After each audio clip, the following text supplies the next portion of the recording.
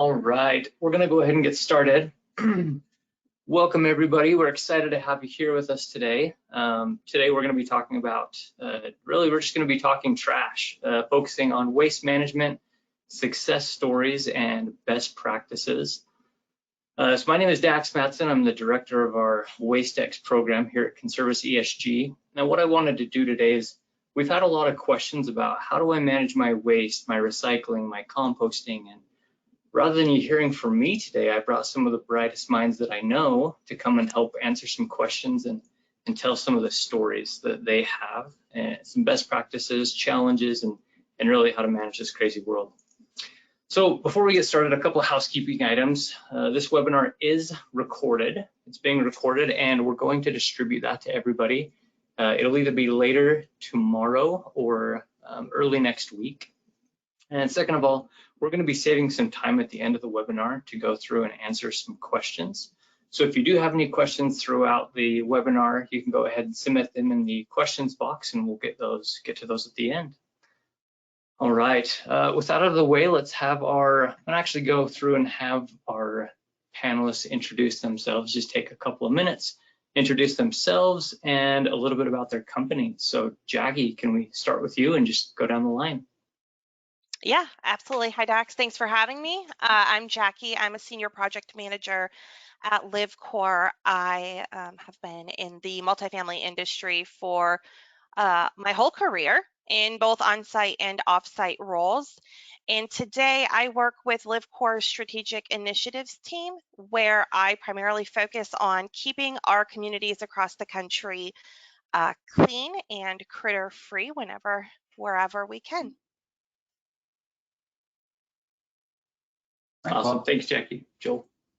Thanks for having me. I definitely appreciate it. Happy to be here. I'm Joel Covey with Urban Company Apartment Communities. I'm in the procurement department, and I've been focused on trash pretty extensively this past year, or past 2 years, I would say. But within Urban Company Apartments, we have about 150 properties across coastal California. So we're completely California based. We have about 60,000 units, and I oversee the whole portfolio in terms of different commodities and services, waste being one of those items, and trash management. But we put through the company as a whole, because we have the largest owner and operator within California. We have 40,000 tons, that's 80 million pounds of waste that's collected each year in Orange County alone. So that doesn't include our Silicon Valley, Bay Area, and San Diego areas. And then just kind of fun fact for our apartments division, we do divert 80% of our waste annually, with our landscape team taking 90% of that green waste that's collected throughout the year. That's collected, and 90% of that is deemed recyclable. So we're really proud of those numbers. That's amazing. Thanks, Joel. And Katura, 40 under 40, let's hear about it. Thanks, Dax. Thanks for having me here today. My name is Katura Brumfield. I'm Chief Operations Officer at Waste Experts. Waste Experts is an on-site waste and recycling facilitator. Most of our customers are multifamily. We also service commercial properties. I've been in the hauling industry, the waste and recycling industry, my entire career, a little over 20 years now. This last year did get the 40 under 40 for Waste 360. Thanks for calling that out, Dax. That was a wonderful achievement for me, and I was grateful for Recology. They were the ones that nominated me for that. But the last 20 years of my career have been spent working for haulers. Most recently, I was a general manager at Recology at Seattle King County. So just love the waste industry, always been super passionate about it, and really happy to be with Waste Experts now, kind of on the other side of it, really promoting and being an advocate for our customers and managing their waste on site. That's awesome. Well, again, thank you guys for joining me today as we go through and as we talk about trash. Let's just dive into it. So obviously there's a word that everybody is very familiar with now, COVID. We've been living through this for the last couple of years. And the first item that I keep getting asked is, how do we manage through COVID? What are some of the problems that we've seen? and then we'll get to the best practices and how we've helped solve those. But Jackie, I guess to start us off today, can you talk about COVID and not COVID, but the impact that COVID has actually had to our residents when it comes to the waste side? Yeah, absolutely. I think happy to not be talking about COVID, but in terms of what we saw on the multifamily side, we definitely saw more waste generated at our communities than we had seen in the preceding years by a significant amount. I think trending with all industries except for probably office buildings, right? Where I'm guessing there was a corresponding decrease.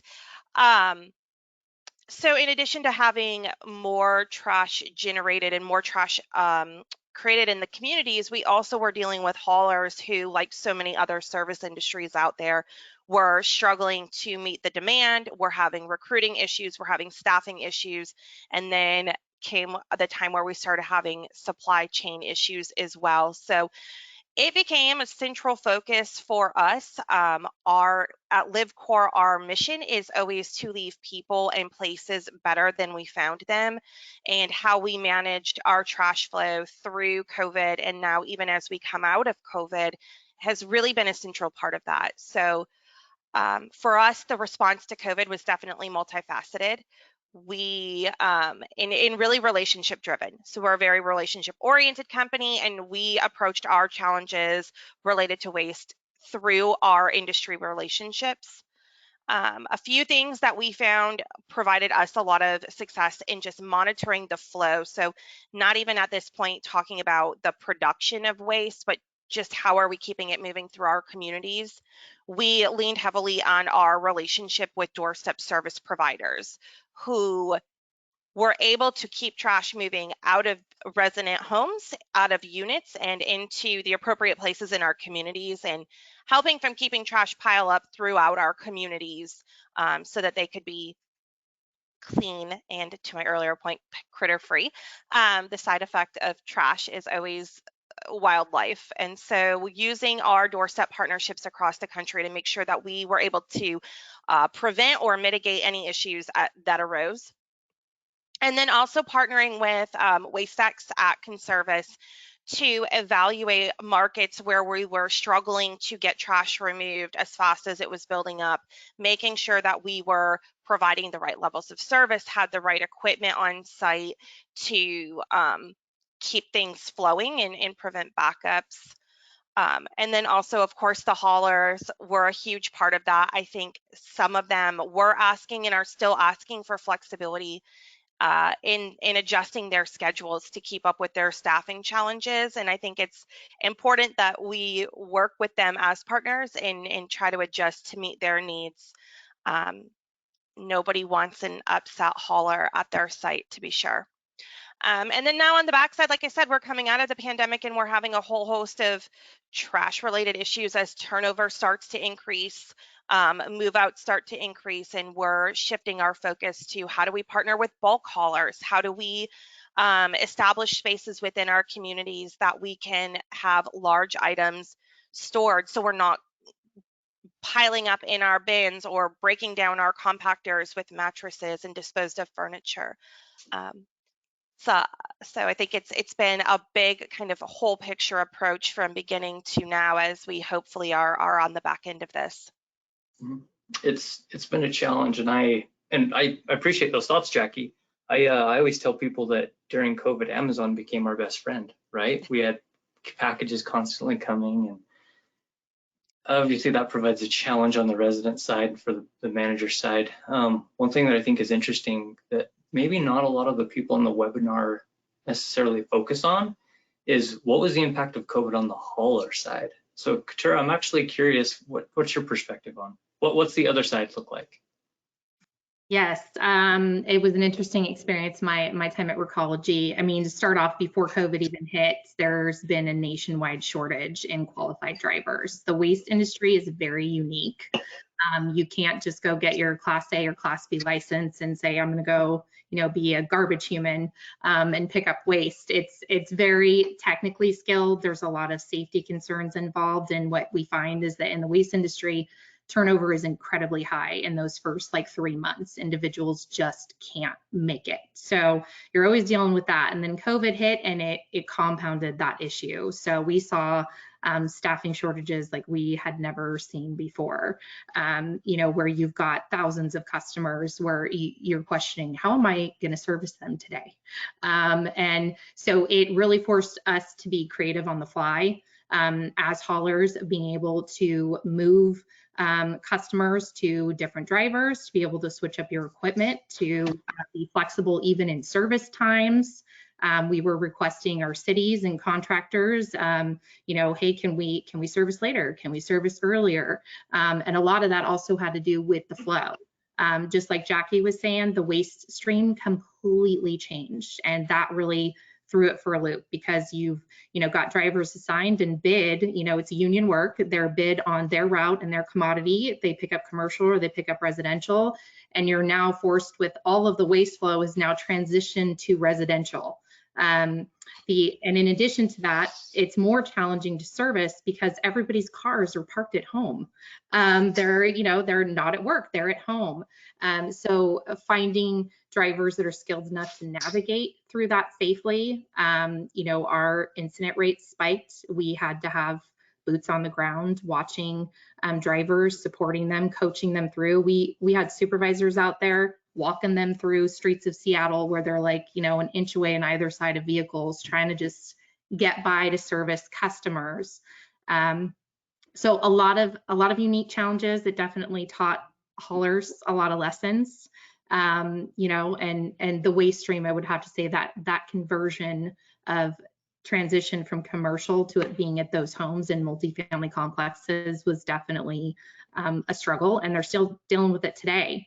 And contractually with the cities, you know, there's a lot of subsidization as well. So it's a financial impact to haulers as well, when you're subsidized wholly on commercial, and then all of that waste flow, you know, gets migrated over into residential. So I think in the future, that's made a lot of cities take a look at it with their haulers and contracts to take a look at how can we plan for this better in the future, so that the resources are there, and yeah, haulers have what they need and the customers get the service that they're paying for.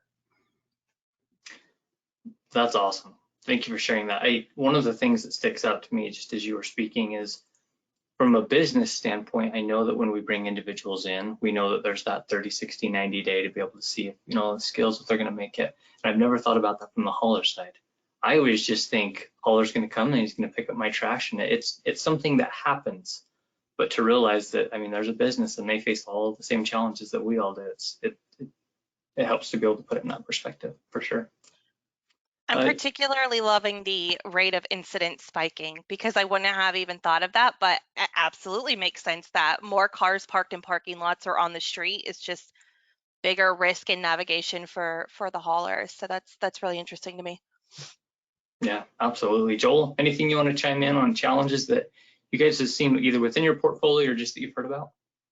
Yeah, I mean, I think the biggest thing to focus on there is really your partnerships with not just, well, mainly with your hauler, but then also trying to partner with your local jurisdiction on any way that is, with your code enforcers, to your to the city, and then, you know, partnership with trash management, which we'll probably touch base a little bit further in a little bit. But all those different pieces was really important when COVID hit. While we were already seeing an uptick, right, in Amazon purchases or online ordering, there's already an uptick, and then COVID compounded it, right? And then we're having other challenges with not just that, but all the other trash and everybody at home, instead of disposing, of course, their trash at, you know, during the day at work or at restaurants and so forth.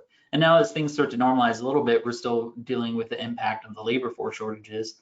And so you have everything in every realm that we're trying to work on. So really how I've been able to get by these last few years has really been partnering with the cities, explaining this is what we're trying to do, this is what's happening, and ensuring that if we were having challenges with the hauler, that we are working really closely with our account managers or reps from each of those haulers. So, hey, if there is an issue, like we've had experiences in San Diego where we had, you know, no pickup for 10 days, or we've had, one of the haulers went on strike, and it only fortunately affected only one property, and we had a solution, thankfully. But by speaking with each of those haulers and those account managers and those people directly has been able to make it us be able to communicate better to the properties, like, hey, this is what's going on, at least be able to tell your residents what's happening instead of being in the dark. And then also partnering with like trash management, like, hey, this is what's happening. We're going to need to adjust some of your services right now to hey, we're not going to have a pickup on Monday. So we know what that's going to entail for you when you're out there doing your sorting, level loading, and cleaning of those trash enclosures and chute rooms and so forth. All that comes into play. And I think that's real. I mean, I could talk forever about it, but the partnerships has been key. So Joel, just so everybody on the call is on the same page, when you say trash management, what do you mean? Can you unpack that a little bit about what those companies are, what they do, how they've helped? Yeah. Trash management has been a huge piece to our success and really helping our on-site teams and having happy residents as well. But trash management is really having a service or a vendor, service provider come out and manage the trash out there for you. They're not the hauler, they're not collecting it. They may be collecting bulky items and taking it to whatever location they have available to them, a resource, whether that be the landfill or somebody else that can accept bulky items on our behalf. But they're sorting, they're level loading, moving or breaking down boxes that are filling up those bins when in reality, we get overages and contamination charges quite often, especially in some of our regions. Some of our haulers are a little bit more happy to charge those overages and contamination charges. So we want to make sure that we can mitigate that as much as possible. Now, you could try to have your own service team, your maintenance staff or somebody go out there and do that depending on the type of property that you have. But if you have, we have properties that range from 200 to 2,700 units. There's no way that we can depend on our team to be able to actively do that, and they could be using that time to better service other areas. So that's where we really leveraged or leaned on our trash management providers to be able to do those items for us. And so we can have our community management and service team focus on what they need to be working on and not be focusing on trash, because you can be swimming in trash, right? It's tough to not attend to it you're going to have to attend to it if you don't have trash management, right? So it's been very helpful for us. That's awesome. Thank you, Joel. I want to shift gears here a little bit. One of the items that's been a hot topic has been SB 1383 in California with new regulations that roll out. Katrina, could you just speak to a little bit about what that is, and then also what's coming up? Where do we expect these types of regulations to roll out across the United States? Yeah, absolutely. Well, really, SB 1383 in California, it's a methane emission bill. So the intent is to reduce methane emissions, and that's via food waste. So in the United States alone, roughly $218 billion is spent annually on growing, processing, and transporting and selling food that is never eaten. So this food waste all goes into the landfill without proper mechanisms and infrastructure to have that recycled and composted appropriately. So that's really what SB 1383 is focusing on, is taking away that waste, putting the food waste in a landfill, which heavily creates methane emissions through anaerobic digestion, and diverting that into resource so that we're not on a linear platform, and we're going with the circular economy where we can put that back into the earth rather than in the landfill. So some of the general requirements of SB 1383 is to provide information on separation, prevention, and benefits of methane reduction, as well as generators cannot place contaminants in containers, so that's prohibited. So there's a restriction on contamination. They're required to document route reviews, evaluations, and contamination notices, as well as providing information to new tenants within 14 days and also annually. So a lot of education, as well as monitoring contamination requirements. And it changes by jurisdiction. So California has allowed this bill It's flexible so that the cities can put out their own specific ordinances on how they need to meet these requirements for the reduction of food waste going to landfills. And their goal is 75% by 2025. So some cities are very aggressive. San Francisco has come to the forefront with this, with their ordinance. And they have very strict guidelines on contamination that is allowable and not allowable. And those that fail audits, when they come out and audit those residences and multifamily complexes, they are fined heavily. And if that happens, they're then required to have a waste zero facilitator, which Waste Experts is a facilitator in the city of San Francisco. Those facilitators help manage that to bring them back into compliance. So SB 1383 is really just the beginning of what is kind of coming and spreading across the nation. So I think the West Coast has kind of really taken the lead on it, and it's definitely gonna spread elsewhere. So Washington already kind of hopped on that this last legislative session. So HB 1799 is what they are working on in Washington, and it's the same goal, 75%, but by 2030 to have a reduction in food waste. And in Washington as well, I was a part of that work group working on that bill. And something that was really important that we worked on, I was a hauler at that time, was infrastructure. So we need to work on not only passing these rules and regulations to hold everyone accountable, but we need to build the infrastructure to make it possible. So we have all this food waste now, what do we do with it? And in Washington, it's very limited where we are here in the Seattle area.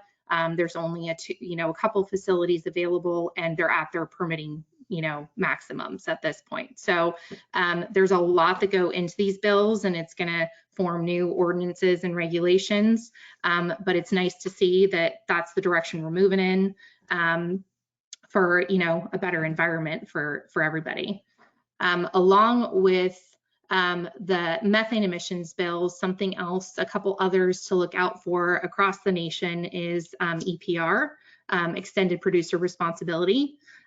So far, Maine and Oregon have already passed these bills. That's really holding producers responsible for the types of products and packaging that they put out.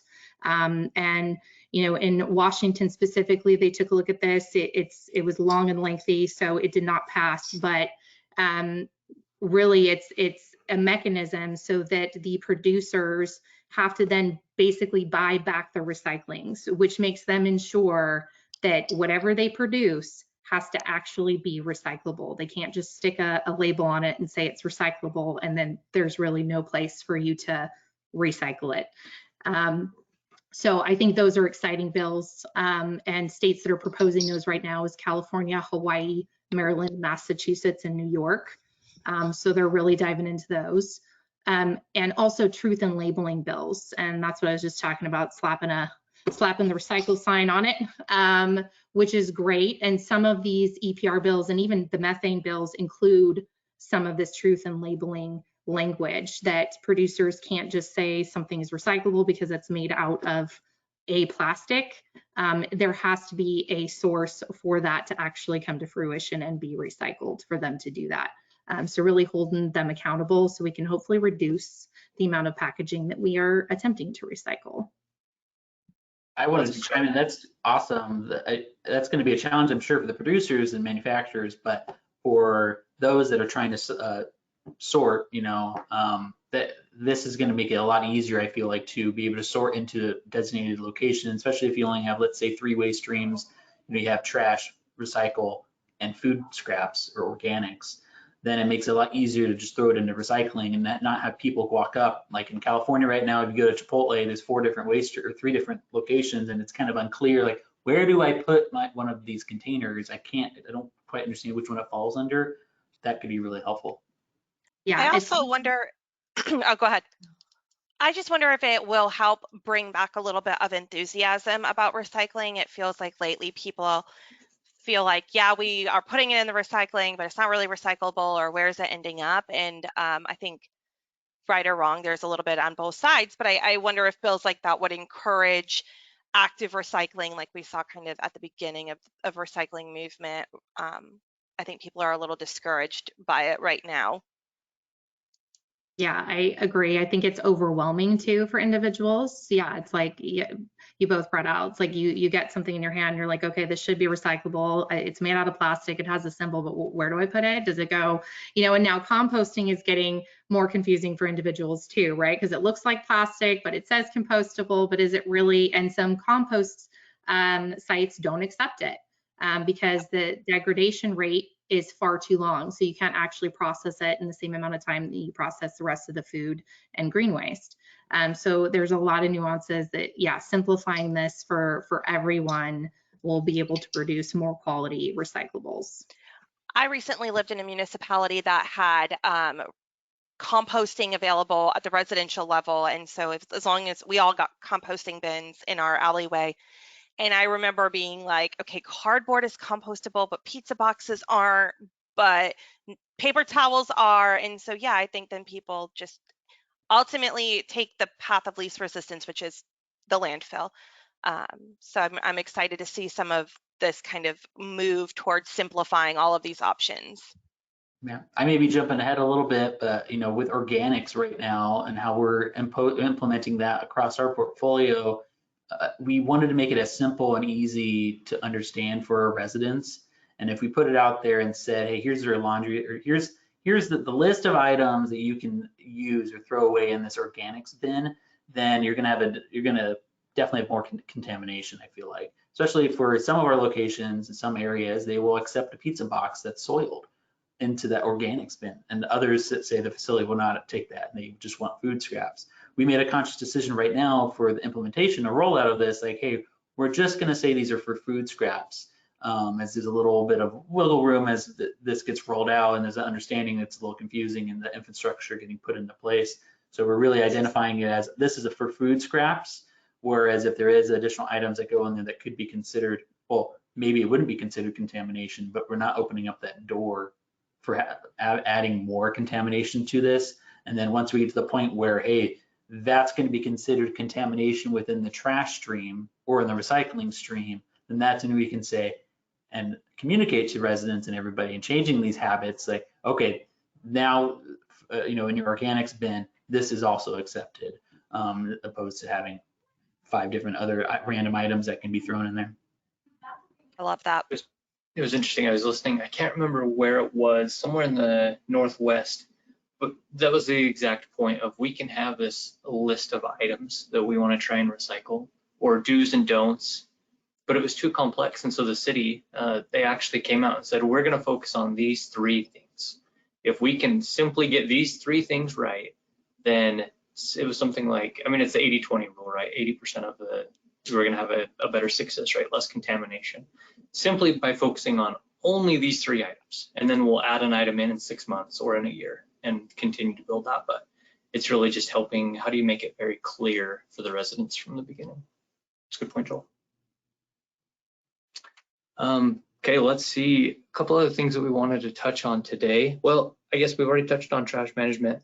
Any other best practices, any other things that you guys have had success with, or anything you want to highlight this afternoon? Well, I'll jump in, with for us, what's been really helpful has been introducing WasteX for us with Conservice.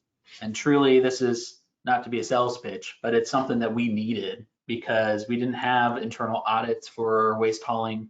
We didn't have, and if there were erroneous errors or other issues that like not legitimate overages, there was no one to really manage it, and it just wasn't enough time for our properties to be reviewing each one of those invoices. And so now we've been able to implement that. We're trying to take as much as possible off of the on-site teams, the community management, and have them focus on their, resident relations, retention, and everything like that, and the property, as opposed to focusing on the trash concerns or the invoicing. So that's been huge for us. And then they're partnering with trash management service providers and the sites to go over waste line analysis and identifying where there are opportunities. So instead of having the community manager just make a decision based off of what they see and what they think would be best, like, oh, I see there's usually more trash in this area. Now we're able to get statistics and facts supporting any adjustment to say, hey, if you make this change, if you add another bin or this or if you change the frequency, then you will potentially even see savings by reducing the amount of overages or contaminations that we're seeing. So that's been obviously, that's been huge for us. And then what we're imposing now is adding bin numbering to all of our bins, but we're making it clear where, I don't know where it is throughout the, how it is throughout the country, but for us, we have a lot of our haulers are taking photos of the actual bins, and some of them actually take videos. But in this way, when there are reports of an overage, Waste X can go in, they can see, oh, this was on trash enclosure or bin number 3, and then we can see over time and get reporting like, we always have an issue with number 3, opposed to just saying, hey, there's always a random overage, what can we do? And then trying to identify in the picture, where is that located within the property? In this case, we can just have a hard number like, hey, this is always happening in trash enclosure number 3.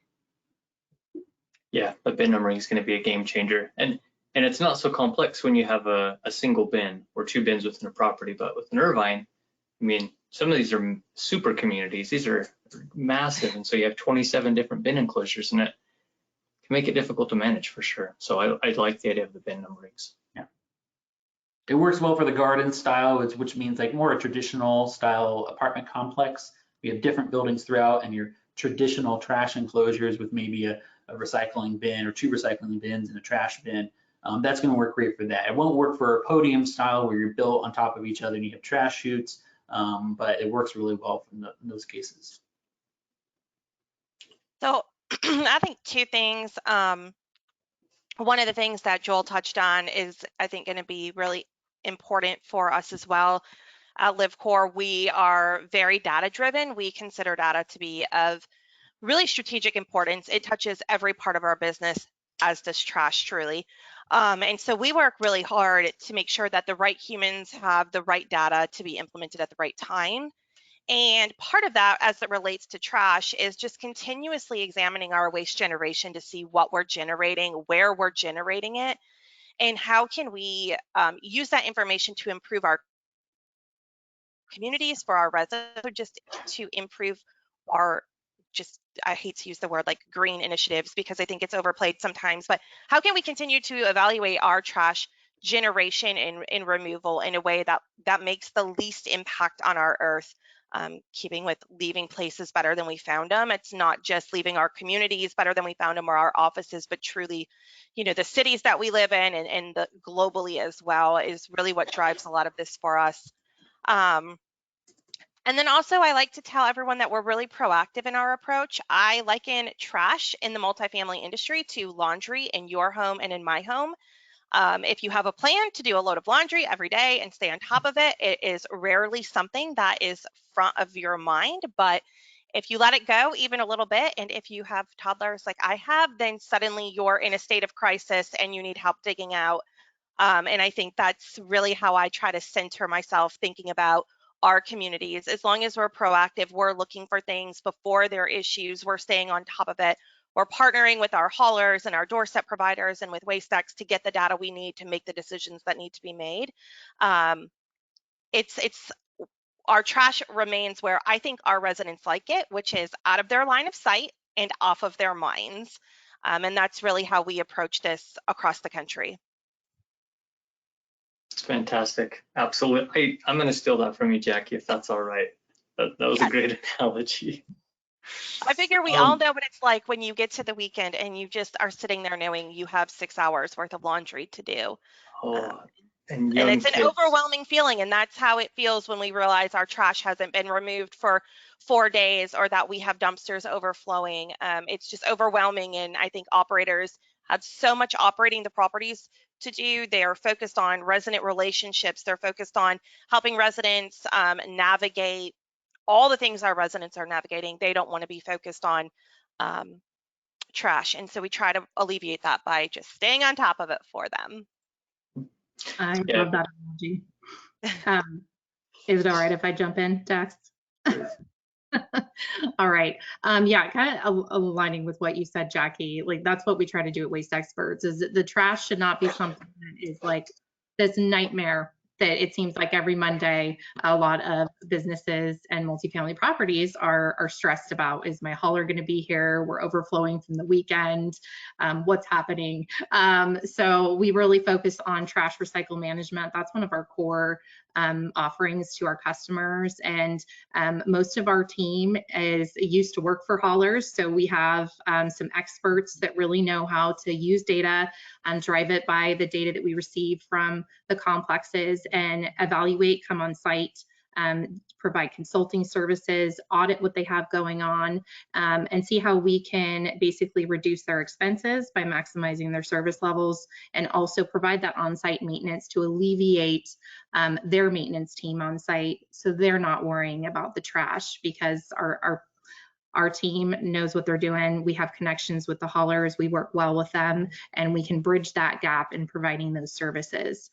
We also get down and dirty into the details of actual manual sorting, and really helping with those diversion goals. So if you're, looking to meet some diversion requirements, our team will come on site, track, what's going in every waste stream. They will decontaminate the waste streams, break down boxes, clean up your enclosures, and really just make sure that the property is taken care of, every service day and in between, as well as haul and weigh bulky items. So there's, it should be a stress-free process where you're not worried about what's going to happen with your trash from one day to the next. I think it just alleviates so much of that pressure. And I'll just give a little shout out to Waste Experts. Dave, one of their founders, he was the first person that invited me to come dumpster diving. He told me I'm welcome anytime to come and see what it's really like. And so they really do back it up. Did you take him up on it? Not yet. Okay. It was COVID. Obviously, yeah. Yeah, absolutely. So maybe that's the next year. Next year I'll fly up there. Cool. Well, we're getting near to the end here. Just want to, unless you guys have any other items, we'll open it up for any questions that the audience has. We'll see if anybody throws any questions in. So one question, and Jackie, you talked about the waste data. How is waste data different than your other utilities, water, electric, gas? Is it any more complicated having that waste data compared to others and how you use it? I don't know if that was directed to me. No, I don't think it's any more complicated. I think we are using all of our utility data to get a baseline for what we're doing around our portfolio and find places where there's an opportunity to improve. We're constantly looking to lighten the impact that we are making on our environment and on the globe. And this just folds right into that, along with utility consumption, water consumption, conservation, kind of across the board. Perfect. And we get it all from the Conservancy ESG team, so that makes it easy as well. Yep, absolutely. Full integration there. Let's see, Katera, can you speak a little bit more about some of the services that Waste Experts offers? Yes, so I spoke to on-site recycling maintenance. So along with decontamination, we also do what we call a green and blue bag program. And this is really for our multifamily complexes. We have them at Garden Style, but they are very popular at high-rise, mid-rise. We basically install small bags for residents to get out of the trash chute room. They can use them in their homes. We provide them with the little containers for the compost and food waste. And they utilize that, and especially if you're at a property that has limited chutes, say you only have one for all three commodities, or you only have two for trash and recycle, that alleviates that pressure. So Waste Experts will come on site and daily come in, decontaminate out of the stream, pull out those bags because they're source separated already, and reallocate those to the proper waste streams. So I know a lot of our customers are dealing with challenges with just not having, when the building was built, depending on the time period, you're limited on space, you're limited on chute room space. You may even have a compactor, and it can be really difficult to make sure that those diversion rates occur appropriately and the waste goes where it's supposed to go. I can also touch a little bit on maintenance support. This is something that's really big for a lot of our customers. Joel mentioned the extras and overages. That is something that haulers really, they make a lot of revenue off of that. So our team comes in to manage that. So we will reallocate trash from one container to another. So we'll level it out, because a lot of times you just have residents that will, for some reason, just gravitate towards one waste bin in a complex. And so the waste is not evenly distributed. So we will evenly distribute it. We will pull out large cardboard boxes. We'll break everything down, and we basically get rid of what we call airspace. And haulers love airspace. They bill based on yards, and the less they pick up, the less it costs them to dispose of it. So it's not an incentive for them to maximize your waste stream and make sure that you're not over-serviced. So we really evaluate gallons per door. What's your capacity at your location? How much waste do you really need? Because I have a family of 4, and we use a 32-gallon container, and we have space left every week because we recycle and we compost. So if you've got over 32 gallons a door, then you're more than likely overpaying by quite a bit on your disposal bill. So we really manage to that and make sure that the services are adequate for what the site needs. And just to second that, if you have not gone through and right-sized your property, please do. There's huge savings opportunities, whether that be, looking obviously the number of pickups that you have, the size, if you have compactors, making sure your compactors are pulling it in effective tonnage. There's a lot of savings out there if you'll just take the opportunity. Joel, question for you. When you procure a new property, how often do you have to make changes to the trash setup? We typically, it's a great question. We don't usually buy, we usually build our properties, but when we are building our properties, right now we have one coming online in Sunnyvale, which is a very, very strict city. I would maybe advise try not to build in Sunnyvale, but it's really hard. But with Sunnyvale, this is a good example, is because we had to work closely with the city to get the right permits based off of our waste plan and how we're gonna, how we're gonna have it work operationally. But what we typically do is we'll start off small, and then like this one has a compactor, and hopefully I'm answering this question correctly for you, but we have a compactor there, but we started off with just doing bin service because it wasn't enough residents to really take full advantage of the compactor service.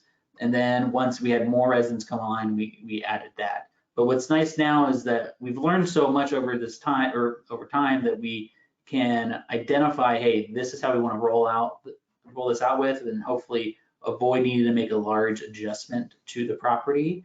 But if we don't typically purchase a property.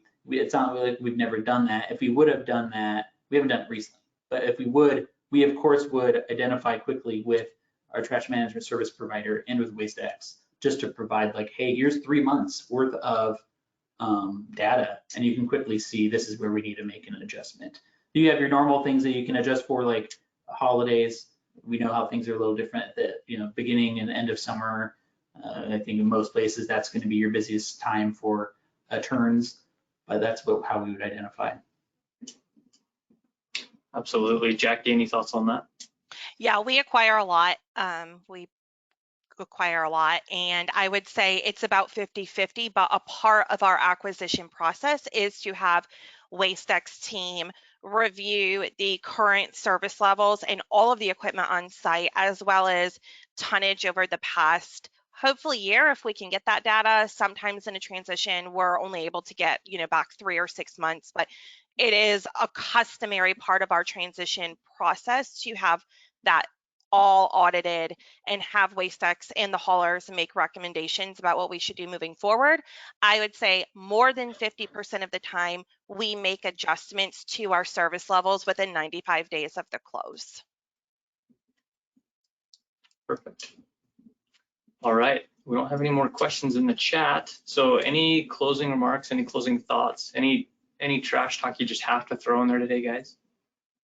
I'll say that for organics and really for recycling or any other type of new initiative that you're trying to push out there, you may be struggling to getting the buy-in, not just with your residents, but with your own teams and senior leadership, executives and everything to sometimes there's a cost element or to doing it right. Somebody may feel like it's not, they don't feel that understand the impact of it or the benefit of it. Maybe you're dealing with people that don't necessarily care about the green story, even though that should be the front and center for everybody. But there's people out there that just don't care about that as much. So getting to making them understand and how the benefits of, hey, if we put the right system in place now, it improves the resident or whoever you have, your client, you know, it's going to improve their feeling towards that property or the community. I think that's my way to get having them understand the importance of any new initiative. And then also just allow for some time and some education to get to them. Because with organics and food scraps, as soon as that rolled out, there was a lot of denial. You know, think of like stages of a breakup. I use this analogy a lot, but I like it. You're in denial when it first happens. Then you get angry, you're upset. This is not, I don't like this. And then you finally get to acceptance phase. And I'm beyond that now. I'm embracing, you know, this new initiative for SB 1383 in California. But I think that's a good point to just try to get to that accepting phase, acknowledge that it's probably isn't going anywhere. Recycling is still here. That's not going anywhere. But let's try to just get on the right foot. Let's start off on the right foot. Awesome. That's perfect. Well, that concludes the webinar today. Hopefully you found a value in the discussion that we had. We're going to go ahead and throw the contact information. So if you have any additional questions for the panel, again, feel free to reach out to us. We're here to help. We're happy to help. And this recording, it will be sent out within the next 24 to 48 hours. So again, thank you so much for everybody for your time. And thanks to our panelists today. Thanks, Thanks, everybody. Pat. It was nice to be with you. Thanks, everyone.